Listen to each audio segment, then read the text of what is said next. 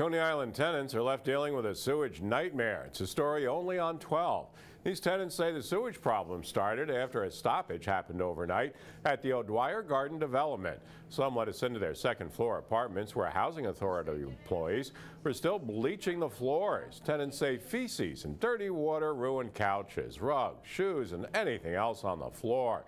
One tenant said it took hours to get some help.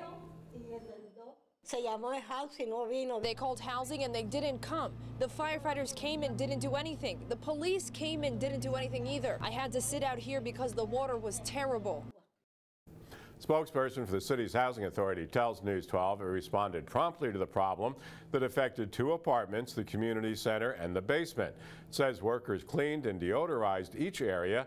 Tenants are still waiting to hear if they will be reimbursed for the damage. Today was National Take Your Child to Work Day. At the White House, First Lady Michelle Obama sat down with some excited youngsters on the job and answered their questions. Reggie, I'm 11 years old. Will you ever run for president? Absolutely not. No, being president is a really hard job, and it's an important job. And you know, when my husband is running for president, we're right in there, right? We're serving too, and I think that, you know, once his terms are over, you know, we'll go on to do other important things because there's so many ways that you can help this country and the world. Another child asked Obama what she would change about being the First Lady. She says she'd like to be able to leave the White House without a security entourage and motorcade. We asked our Facebook followers if they took their kids to work today. Maria said no way, school is a priority. Ezekiel said, nope, my daughters are 1 and 3, they'll wreck the place. And Martha tells us her kids go to work with her all the time. She works with a Little League baseball club, and they play baseball. You got a great job, Martha. Our viewers are also buzzing about the possible bed bug found at PS 224 in East New York. Parents were outraged, saying only some families received a letter about the problem. Not everyone. The Department of Ed says there is not an infestation, but still, some parents pulled their kids out of school. Lakeisha tells us she sure did and will keep on doing it until the end of the school year if she had to. Persephone posted, the school never informed us about either bedbug situation. We had to pull teeth to get information about this. I know by Monday this will be resolved or I'll have to find a new school for my kids.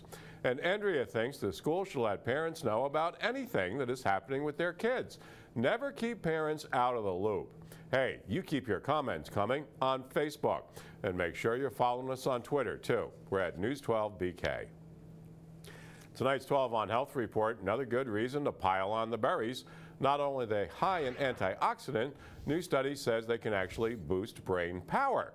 Researchers found women who ate the most blueberries and strawberries had a slower rate of developing mental problems. By about 2.5 years, they say the change could be seen with a serving of about 2.5 cups per week.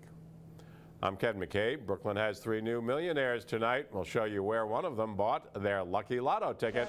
And in sports, Zavarian looks to stay undefeated as it faces Malloy.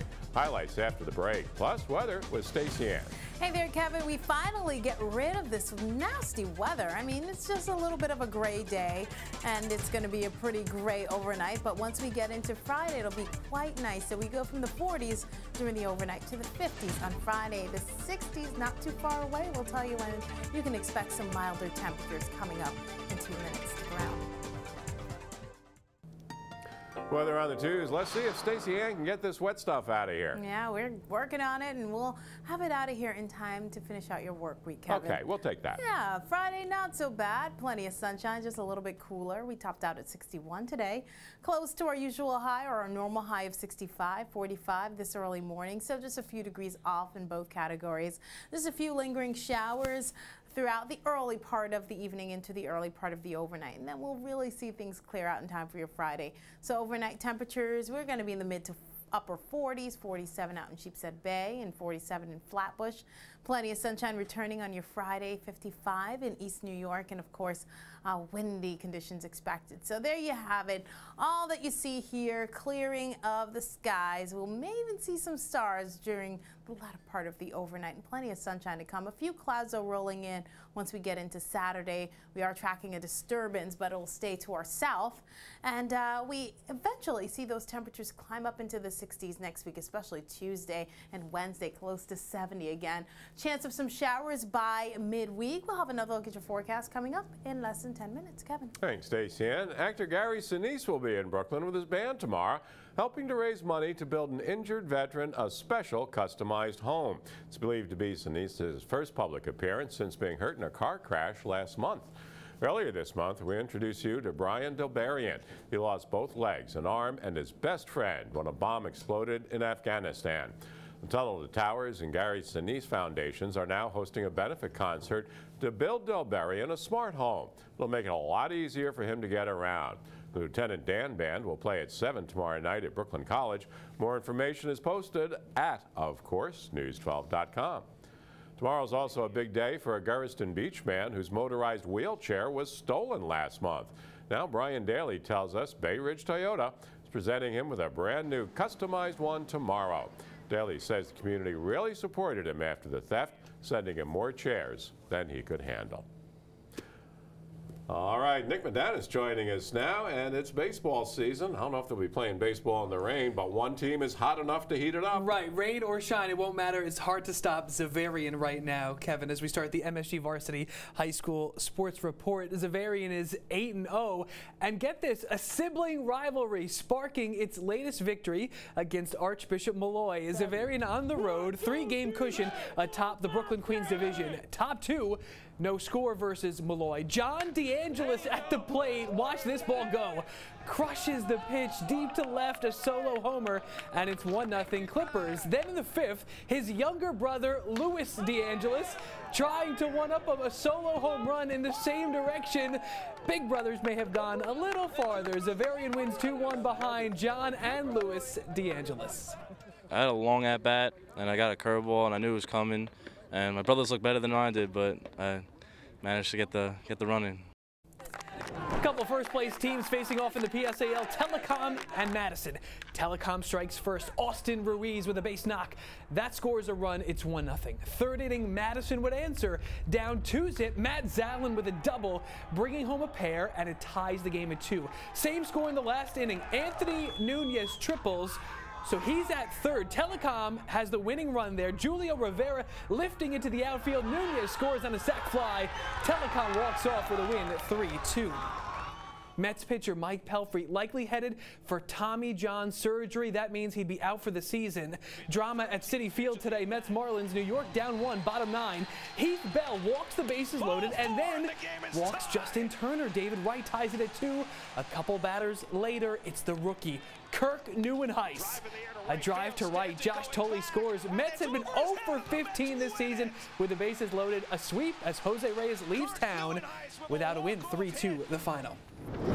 On a comeback trail from retirement, Andy Pettit pitches for AA Trenton. Third minor league start as he works toward getting back with the Yankees. Pettit takes the loss, gives up 3 runs on 7 hits. Kevin, he said afterward that he doesn't feel ready.